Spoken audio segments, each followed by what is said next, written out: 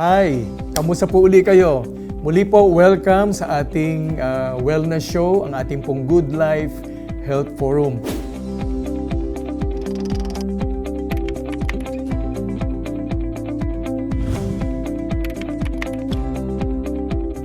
Muli po, ako si Dr. Victor Escueta, ang inyong host, Doctor, for today. At nagpapasalamat po kami sa napakarami pong magagandang feedback sa mga previous episodes na ginawa natin at nagpa-follow sa ating pong wellness show. Muli po, remind ko lang, you can follow me and reach me at my Twitter account.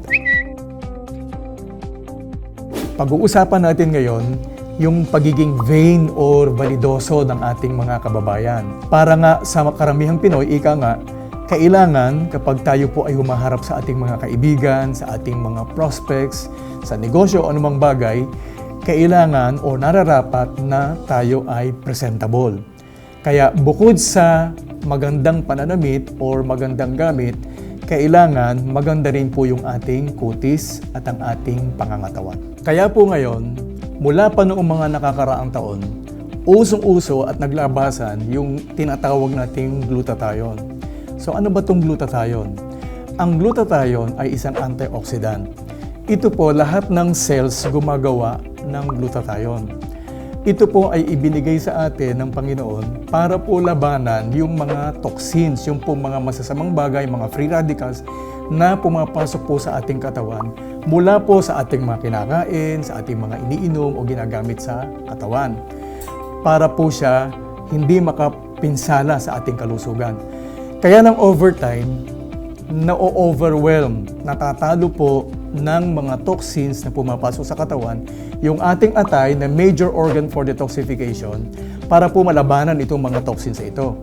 Kaya we need to take additional doses of glutathione. Kailangan nating uminom ng supplement na may glutathione para sa purpose na ito. So, pag-uusapan natin ano ang glutathione, how does it work, at anong magandang mga preparations na dapat yung malaman para po sa ating kalusugan. Ang glutathione may side effect. Ano po yung side effect niya? Nagpapaputi ito ng ating balat. Pero, ang tanong, sapat na ba yung ating iniinom o tinitake na glutathione para makapagpaputi ng ating balat at makagawa ng functions yung glutathione sa ating kalusugan?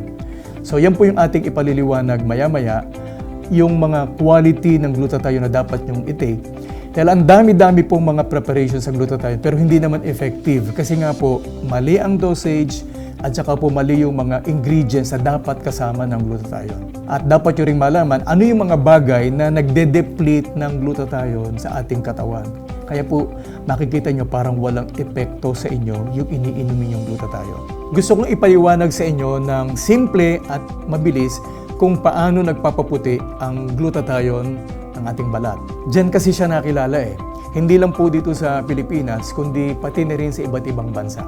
Glutathione is an antioxidant naturally found in human cells, which neutralizes free radicals, boosts the immune system, and detoxifies the body. It can cause skin lightening by converting melanin to a lighter color and deactivating the enzyme tyrosinase, which helps produce the pigment. So in essence, antioxidant na siya, and at the same time, it will help your skin lighten. O ito, may nag-tweet. Maraming salamat sa tanong mo, Maggie. Pero alam mo, Maggie, maraming preparations naman na makikita ka ng glutathione sa market. Marami naman sa kanila, okay naman. Meron din namang hindi magandang preparations.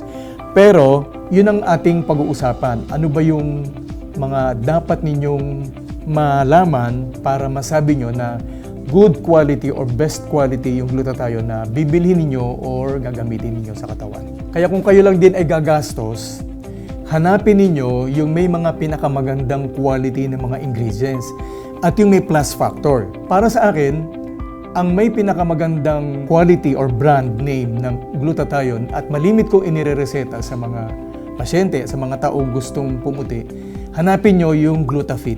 Yan ang malimit kong ibinibigay dahil very effective yan sa mga pasyente. Kasi iba, hindi effective kasi nga hindi maganda ang quality ng mga ingredients.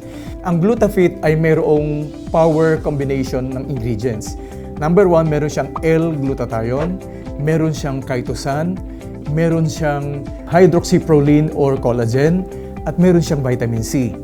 So kanina naipaliwanag ko na sa inyo na yung L-glutathione ay isang antioxidant and at the same time, it helps your skin lighten. Yun namang chitosan, siya ay isang fat binder.